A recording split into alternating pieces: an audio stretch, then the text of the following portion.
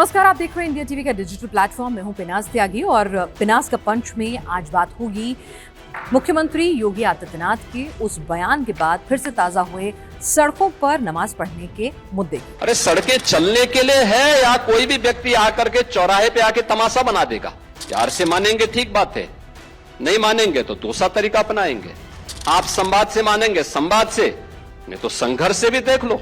दरअसल बकरीद आने वाली है और उससे पहले मुख्यमंत्री योगी आदित्यनाथ ने एक बयान दिया कि यूपी में अब नमाज जो है सड़कों पे नहीं पढ़ी जाती है। और उन्होंने ये भी बताया कि भाई अगर नमाज पढ़नी है और भीड़ ज़्यादा है, तादाद नमाज पढ़ने वालों की संख्या ज़्यादा है और मस्जिद में जगह कम है, तो शिफ्ट में नमाज पढ़ें। और जिन लोगों को ये बात प्यार से समझ में आती है तो ठीक, नहीं तो फिर उनको समझाने के दूसरे तरीके भी हैं। उन्होंने इसके अलावा भी एक दो बातें इसके इर्द गिर्द कही हैं, जिससे एक बार फिर ये मुद्दा जो है वो चर्चा में आ गया है।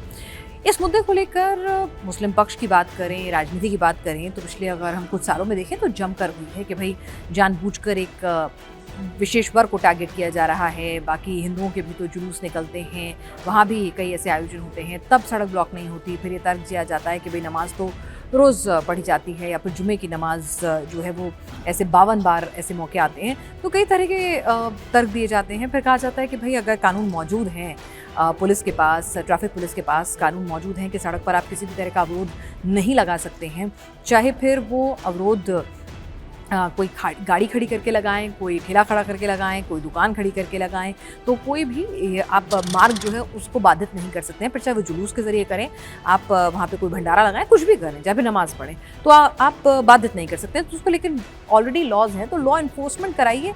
बयान देके आप क्या करना चाह रहे हैं, तो उसको लेकर तरह तरह के सवाल और राजनीति उठती रही है।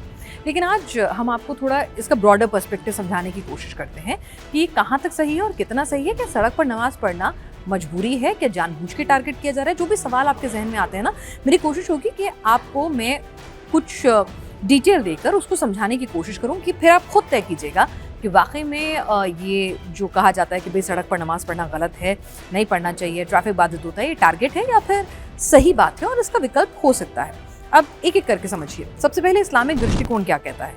इस्लामिक दृष्टिकोण क्या इस बात की इजाज़त देता है कि आप गंदी सड़क पर, जहाँ लगातार लोग आ रहे हों, थूक रहे हों, ब्लॉकेज हो, लोगों के चप्पल के पैर के निशान हो, ऐसी नापाक जगह पर आप क्या नमाज अदा कर सकते हैं? ज़रा समझ लीजिए। कई धार्मिक विद्वानों के अनुसार इस्लाम किसी को तकलीफ देकर इबादत करने की अनुमति नहीं देता है। यानी कि आप किसी को परेशान करके इबादत कर रहे हैं कि आपकी वजह से ट्रैफिक ब्लॉकेज हो रहा है, तो फिर वो नमाज जो है वो कबूल नहीं होगी, वो सही नहीं है इस्लाम के लिहाज से। साफ और शांत जगह पर नमाज पढ़ने पर जोर दिया जाता है। भाई अगर सड़क पे ट्रैफिक की आवाजाही हो रही है, हॉर्न बज रहे हैं, लोग वहीं पर थूक रहे हैं, जूतों से चल रहे हैं, वहाँ पे जानवर आ रहे हैं, तो फिर आप सोच के देखिए कि क्या वो जगह पाक रह जाती है नमाज पढ़ने के लिए? तो इस्लाम में इसको लेकर भी साफ है कि नमाज अदा करो और रास्ता रोकने वालों में से ना बनो। सूरह बकरा का ये पूरा का पूरा उसमें बताया गया है कि कहाँ पर ये लिखा गया है। हदीस में आता है, ना तो नुकसान पहुँचाओ और ना ही नुकसान उठाओ। तो इस्लाम का संदेश है कि साफ़ सुथरी जगह पर नमाज पढ़नी है, शांति वाली जगह पर नमाज पढ़नी है और किसी को भी परेशानी हो ऐसे नमाज अदा नहीं करनी है। तो अगर इस्लामिक दृष्टिकोण से देखें तो सड़क पर गंदी जगह, शोर शराबे के बीच में और लोगों की ट्रैफिक की आवाजाही में बाधा बनकर अगर आप नमाज पढ़ रहे हैं, तो पहले ही वो इस्लामिक दृष्टिकोण से तो कम से कम ठीक नहीं कही जा सकती। अब दूसरी बात करिए, सड़कों पर लेकर नमाज को लेकर क्या विवाद कहाँ से शुरू हुआ? दरअसल पहले नमाज अदा हो रही थी, ट्रैफिक जाम भी होता था। शुक्रवार को अगर आपके घर के आसपास भी कोई मस्जिद है तो आपको ट्रैफिक की समस्या से दो चार होना पड़ता था। आपको पता होता कि दोपहर का ये वक्त है नमाज अदा करने का, लोग आएंगे और यहाँ पर जुमे की नमाज अदा होगी तो ट्रैफिक ब्लॉकेज होगा। आप मेंटली प्रिपेयर होकर निकलते थे। तो सड़क पर नमाज या पूजा से ट्रैफिक और आम लोगों को दिक्कत हो सकती है। हम यहाँ पूजा भी इंक्लूड कर रहे हैं कि भाई अगर आप सड़कों पे कोई जुलूस निकाल के चल रहे हैं, कोई सवारी निकाल के चल रहे हैं, कोई भंडारा आयोजन करा रहे हैं, तो उसमें भी परेशानी होती है, उसमें भी ट्रैफिक ब्लॉकेज होता है। उसको लेकर भी रूल सिंपल क्लियर कट है।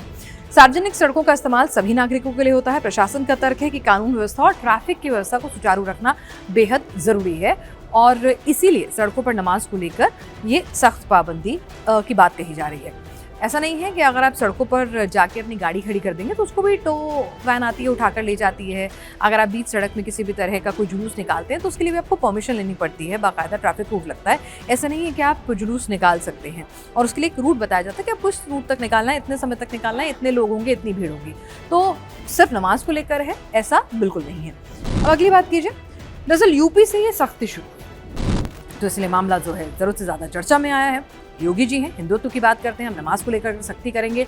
अगर देखा जाए तो भैया कानून पहले से मौजूद हैं और सरकार का काम क्या होता है, उसको एग्जीक्यूट करवाना, तो वो कानून को सिर्फ एग्जीक्यूट करवा रहे हैं और ये कानून सब पर लागू होता है। आप पर, मुझ पर, किसी भी धर्म के नागरिक पर, मेरी खड़ी गाड़ी पर, मैं वहाँ पर किसी भी तरह का अवरोध पैदा कर रही हूँ, किसी दुकानदार के ठेले पर, हर चीज़ पर वो कानून लागू होता है। तो अगर देखा जाए तो सरकार बेसिकली सिर्फ एक कानून लागू करवा रही है, उसमें कुछ गलत नहीं कर रही है। लेकिन क्योंकि योगी जी हैं और इसीलिए लोग बाग उसको राजनीतिक चश्मे से भी देख रहे हैं। वैसे सड़क पर नमाज को लेकर सख्ती की चर्चा योगी आदित्यनाथ के फैसलों से हुई। उन्होंने बहुत मुखर तौर पर बयान दिए, आज फिर अपने बयानों को दोहराया, बहुत डिटेल में दोहराया कि भाई ये सब नहीं चलेगा, यूपी में नहीं होता है, ठीक है, लॉ एंड ऑर्डर फॉलो होगा, लोगों की परेशानी का सबब नहीं बनेगा। यूपी सरकार ने सार्वजनिक सड़कों पर नमाज को लेकर रोक और वैकल्पिक व्यवस्था के निर्देश दिए कि ऐसा नहीं कि आपको रोका जा रहा है, हमारा धर्म हमें इजाज़त देता है, हमारा संविधान कि आप अपने धर्म को प्रैक्टिस करें, लेकिन इसका मतलब ये नहीं है कि आप जो व्यवस्था है, कानून है, उसका उल्लंघन करें, तो उसके लिए वैकल्पिक जगह की व्यवस्था हो। योगी जी ने यहाँ तक कहा कि भाई आप 2-3 पाली में पढ़िए। आपको एक और जानकारी दे दूँ इस बीच कि नमाज का जो वक्त होता है ना, अगर शाम को भी आपको नमाज अदा करनी है, उसका वक्त तय होता है। तो ऐसा नहीं है कि नमाज सिर्फ 15 मिनट के लिए वक्त मिला है। विंडो जो होती है वो 1.5 घंटे 2 घंटे की भी विंडो होती है, यानी कि आप 5 से 7 नमाज पढ़ सकते हैं, 1 से 3 नमाज पढ़ सकते हैं। उसका ना टाइम डेली चेंज होता है, बाकायदा आता है आपके पास।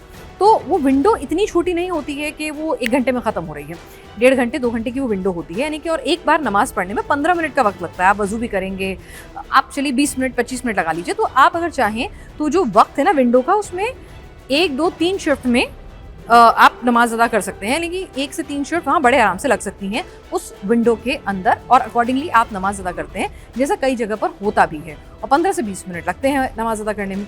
तो ये सिस्टम बनाया जा सकता है। सड़कों पर आने की, बाहर निकलने की, गली में रास्ता ब्लॉक करने की जरूरत नहीं है अगर सब लोग ये शिफ्टिंग वाला नियम अपना लें। और शिफ्टिंग के लिए विंडो जो है नमाज के टाइम की वो अवेलेबल होती है, फिर चाहे वो जुमे की नमाज क्यों ना हो। तो मुस्लिम पक्ष कहता है कि, मुस्लिम पक्ष कह रहा है कि कई बार एक तरफा कार्रवाई होती है, कि जैसे नमाज रोकी जाती है, भाई झांकी निकल रही है, जुलूस निकल रहा है, कीर्तन हो रहा है, तो वहाँ पर ये नहीं होता, भंडारा हो रहा है वहाँ पर ये नहीं होता, उनको ऐसा लगता है। कांवड़ यात्रा, जुलूस, दूसरे धार्मिक आयोजन में भी सड़कें कई बार बंद होती हैं। वो कहते हैं कांवड़ के लिए तो अब बाकायदा रूट निकाल देते हैं, है ना, पूरी सड़कें ब्लॉक कर देते हैं, रास्ते ब्लॉक कर देते हैं, तो वो क्या ब्लॉकेज नहीं है? तो वहाँ पर उनका तर्क है।